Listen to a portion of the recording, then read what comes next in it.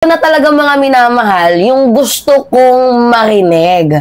Kasi according sa ating A1 sources, ito nga pong taong ito, ito yung nasa taas na namamangka sa dalawang ilog para nga po ma-survive ang kanyang negosyo, abay ngayon, hindi na po siya pinapansin. Ni First Lady Liza Araneta Marcos. Ay, deserve. Paano ba naman kasi? Sino ba naman ang hindi magtataka? 'Di ba? Na meron kang mga tao na inuutusan doon sa The Hague para mag-rally and at the same time kumakapit ka sa kanila. Meron ako ipapakita sa inyo picture mga minamahal. Tingnan mo. Ito, literally, tingnan ninyo. Yung mga vlogger, yan yung vlogger ni Small Boy.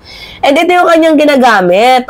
Yung nurse ni Digong na si Alpotera. Gamit na gamit yung lola ninyo. Tapos, marami kasing team dito kay, dito sa Duterte Camp. May team Zimmerman, may team Hanilet, may team Go, may team Alpotera. Ngayon, kung ikaw ay isang negosyante, syempre, merong na-research ko yan kanina mga minamahal. Tungkol nga po dito sa tatlong klase ng mga tao na meron pong negosyo tungkol nga po dito sa politika. So may mga tao kasi na, alam niyo yun, for survival ang atake. 'Di ba? Wala silang pakialam kahit mag-away-away yung dalawa as long as makapag-survive sila, 'di ba, sa kanilang negosyo.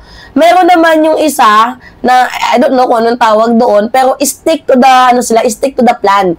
Kung sino lang yung sinuportahan nila, doon sila, 'di ba? Meron din naman na suportado nila ngayon, tapos kapag natalo, lilipat sila.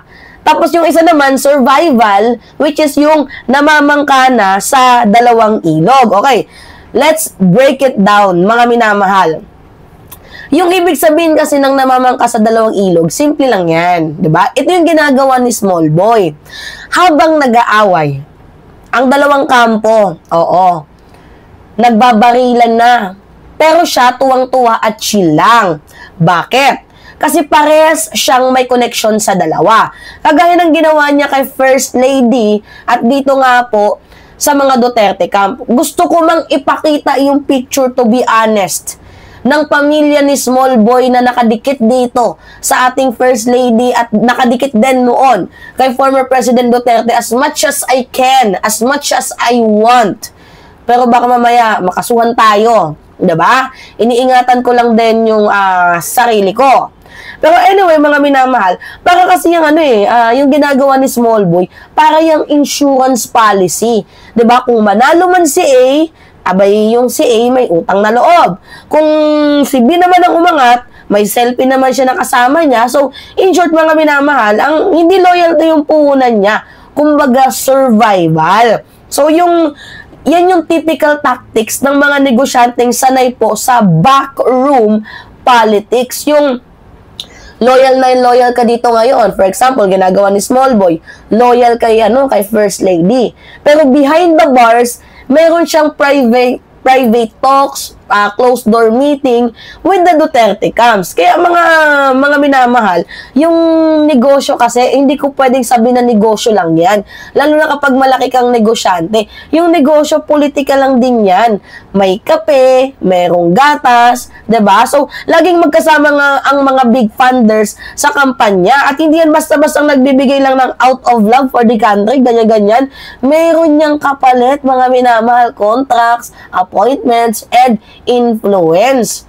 Ganyan katindi ang negosyo at ang politika dito sa bansang Pilipinas. Now, kaya nga mayroong mga player na hindi umaasa lang sa isang partido eh. Diba, pansinin ninyo, lagi silang meron pong backup line sa kabilang ilog. Para kung sakaling magbago ang ihip ng hangin, like mapapasabi na lang sila na, hello sir, I am here again. Diba, kumbaga, wala silang pakialam sa loyalty. They don't care about the color. Kasi ang loyalty nila, sa kita nila, sa negosyo nila, sa pera na ma-generate nila. So, Ngayon, paano to ginagawa ni Small Boy? Ang ginagawa niya, ini-influence niya itong sila Alpotera na mag-rally doon, 'di ba? Siya nga yung founder 'di ba, ng ibang mga rally din dito. Oo, sa Pilipinas. I don't know lang kung baka nga yung nangyari na rally dyan sa sa, 'di ba? Sa rally nila Barzaga, hindi lang natin alam, baka si Small Boy din ang merong pakana niyan. We do not know lang. Pero dahil nga flop or fluke ang nangyari, siguro si Small Boy galit na galit dyan. Oo. Paano ba naman kasi siguro yung mga organizer niya mukhang pera. Diba, mga minamahal? Dahil nga po sa sobrang mukhang pera, yung budget binulsa. Kaya ano yung nangyari, pati panahon hindi nakisama, at the end of the day, talo sila. Walang naging plot twist yung rally nila. 'Di ba? So ngayon, mga minamahal, ang ginagawa ni Small Boy, publicly, todo support sa kampo ni First Lady. Pero behind the bars, meron siyang private meeting doon sa kabila. May public alliance, may secret agreement, may donation dito, may favor doon, 'di ba? At kung sino man ang manalo, boom, napakadali lang ng calling card para sa kanya. Para bang teleserye, mga minamahal, na hindi mo alam kung sino ang kontrabida kasi lahat mayroon pong kanya-kanyang script. 'Di ba? Sa sa corporate world, ang tawag diyan diversification. I-research niyo kung ano yung meaning ng diversification. Pero sa politika, taktikahanan lang 'yan. 'Di ba? Taktikahan lang 'yan. Strategy, not loyalty. 'Di ba? At you know what, mga minamahal, kung ano yung pinaka-mas well dito, yung mga kababayan natin, sila po yung nagiging kumbaga pawn. 'Di ba? May king and queen, sila yung nagiging pawn. 'Di ba? Tayo away-away ganito ganyan. Yung mga negosyante naman, push lang ng push, binabayaran lang sila. 'Di ba, nagiging pain, nagiging pawn yung mga kapwa natin Pilipino dito nga po sa segment at 'di ba, pang famous award na drama nila. And do you think, mga minamahal, they care of you? Okay lang sila sa inyo? Aalagaan, poprotektahan nila kayo?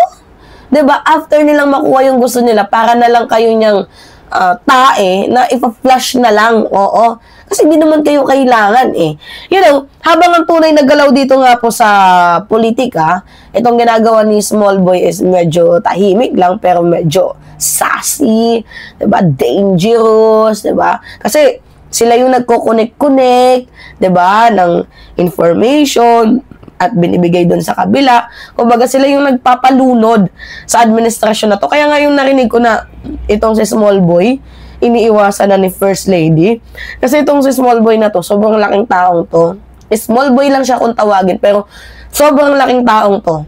Kasi yung negosyong hinahawakan niya, kaya nga galit yung mga kapatid niya, kasi sobrang makasarili niya. 'Di ba, mga minamahal? So ngayon, itong si Small Boy, tahimik kong kumilos. Kaya nga natin kino-call out hindi ko pa nini-name drop. Alam nyo ba kung bakit? Kasi pag ni-name drop to, hindi natin alam, 'di ba, baka mamaya si Mima, najulong na, 'di ba? We do not know lang. So, minsan kasi, pati yung mga circle dyan sa social circle dyan sa gobyerno, nagagamit din. Dito nga po sa lantarang panlalaro, itong mga sip-sip na namamangka sa dalawang ilog. So ngayon, bakit relevant ngayon para sa akin si Small Boy? Biruin nyo ba naman kasi, pinag-aaway-aaway niya yung loyalist at yung mga DDS, although meron ng, diba, meron na ngang hidwaan, pinapalala mo pa. So, nagiging effective yun at nakakapag-benefits yun para sa kanya kasi hindi natin alam yung laro Pag tumumba si ganito, ganyan, panalo pa din siya dahil may kapit siya kay ganito. Pag tumumba itong si ganito, panalo pa din siya kasi meron siyang kapit sa ganito. So, bakit nga ba effective itong strategy na to? Kasi simple lang. Kasi sa gulo ng politika, mga minamahal, gusto yan ng gusto ng negosyante ang stability. They don't care who sit in the power. They just want their business to be safe. Yan naman talaga yung totoo Kaya nga kahit bumagsak si PBBM, yung administrasyon natin ngayon, panalo pa din yung si Small Boy. Alam niyo kung bakit? Kasi meron pa din siyang excess na connection doon sa kabila. Kasi nga, namamangka nga siya sa dalawang ilog. So, ang tawag nga dyan ng political analyst, ako hindi ako political analyst, pero ang tawag dyan ng mga political analyst, elite continuity. Oo. Ibig sabihin, kahit magpalit ng presidente, pare-pareho pa din ang pangalan, 'di ba, ng mga taong nasa likod ng mga malalaking proyekto. Pero syempre, may downside din 'yan, mga minamahal. Hindi naman lahat 'yan makakapag-benefit sila. May downside din 'yan. Habang busy tayo na makipag-away sa comment section, kung sino yung tama, kung sino yung mali. May mga tao talagang tahimik na nagsisecure ng deal, ng influence, at ng security nila, mga minamahal at power. 'Di ba? Kaya, at the end of the day, kapag silang nasa gitna na ng lahat, madalas silang nakikinabang kahit sino pa yung talo. Gets ninyo, mga minamahal, ang tawag dyan, elite capture. Gets ninyo? Ang sitwasyon kung saan ang tunay na kontrol sa gobyerno ay nasa kamay ng iilan. Kumukontrol.